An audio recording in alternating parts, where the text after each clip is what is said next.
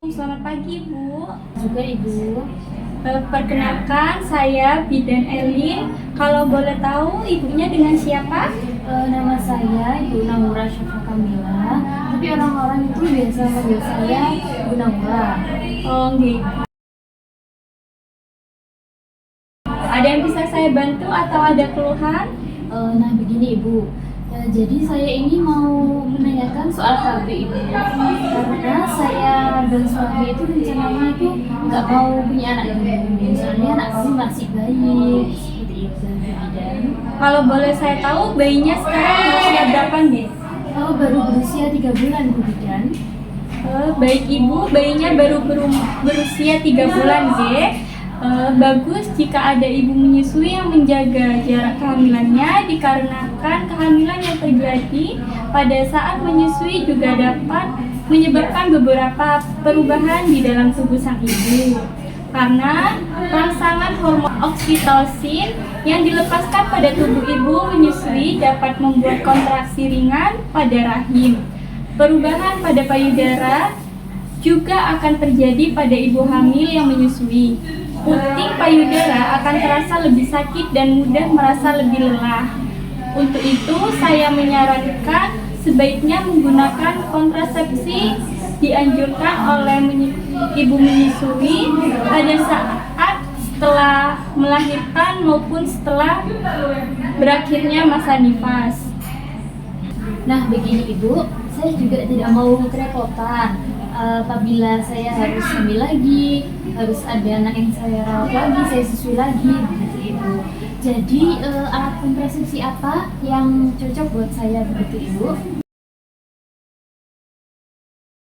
Untuk ibu menyusui, di sini ada beberapa alat kontrasepsi, yaitu seperti pil KB Progestin. Jenis KB ini cocok untuk ibu menyusui yang belum memiliki jenis alat kontrasepsi jangka panjang. Busui diharuskan untuk mengonsumsi pil KB tersebut 1 tablet setiap hari atau tidak boleh telat lebih dari 3 jam dari jadwal harian. Apabila melewati jadwal konsumsi, maka busui sebaiknya menghindari berhubungan intim setidaknya selama 2 hari. Lalu yang kedua yaitu ada suntik KB Progestin. Jenis kontrasepsi ini bisa busui gunakan 6 minggu setelah persalinan dan penggunaannya harus diulangi setiap 13 minggu. Jika busui memutuskan untuk berhenti menggunakan suntik KB Progestin, busui juga perlu menunggu waktu yang relatif lebih lama untuk bisa kembali subur dibandingkan jika menggunakan pil KB Progestin. Biasanya kesuburan busui yang menggunakan pil KB Progestin bisa kembali dalam hitungan hari saja.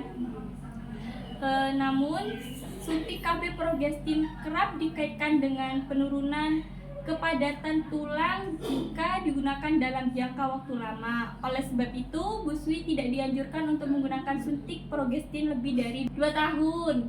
3. Ada KB susu atau implan Progestin. Alat kontrasepsi ini digunakan dengan cara memasukkan implan atau susu ke lengan bagian atas. Di dalam implan ini terkandung hormon progestin yang akan dilepaskan sedikit demi sedikit selama 3 tahun. Setelah jangka waktu tersebut, busui harus menggantinya dengan implan baru. Yang keempat yaitu ada IUD atau spiral. Pemasangan IUD dilakukan dengan memasukkan alat berbentuk seperti huruf T ke dalam rahim dalam jangka waktu 1-3 bulan setelah pemasangan. Busui perlu melakukan pemeriksaan ke bidan untuk memastikan IUD masih terpasang ke tempatnya dan belum terlepas. IUD dapat dipasang segera setelah melahirkan dengan masa perlindungan 5-10 tahun. Yang kelima yaitu kondom. Saat menggunakan kondom, pastikan pilih kondom dengan pelumas yang larut dalam air. Sebab pelumas yang berbahan dasar minyak bisa membuat kondom menjadi lebih mudah rusak dan meningkatkan peluang kehamilan. Lalu ada kontrasepsi diafragma. Alat kontrasepsi berbentuk kubah yang terbuat dari karet atau silikon ini ditempatkan di leher rahim Biasanya pemasangan dilakukan 6 minggu setelah persalinan. Pemakaian yang terlalu sering akan meningkatkan terjadinya infeksi saluran kemih.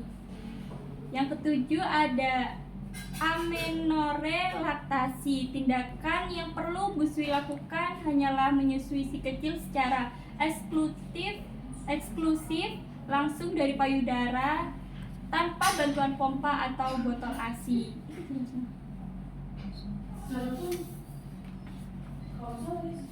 Jadi bagaimana Ibu mau memakai yang mana? Kalau menurut Bu Bidan yang terbaik buat saya itu apa ya, Bu?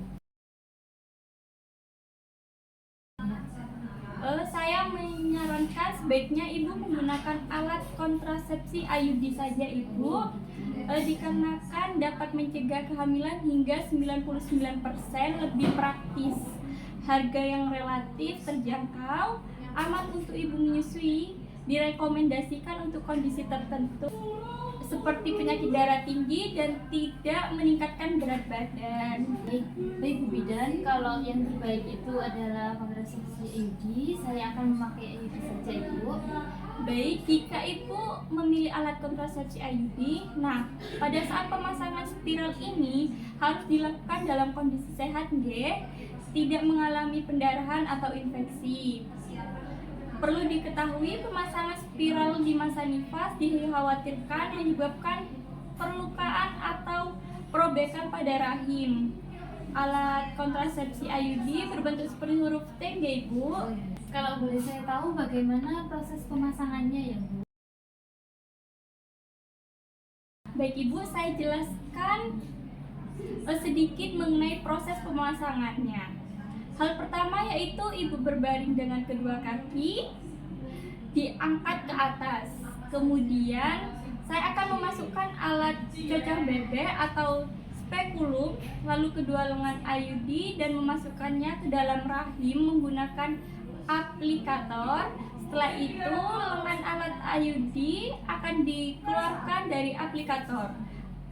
IUD memiliki benang di bagian bawah yang menggantung di leher rahim hingga vagina yang akan dipotong benang sekitar 2 sampai 4 cm di luar serviks. Baik Ibu, kalau seperti itu apakah ada efek sampingnya ya Bu dari kontrasepsi IUD ini? Baik Ibu, tidak ada resiko komplikasi yang mengkhawatirkan.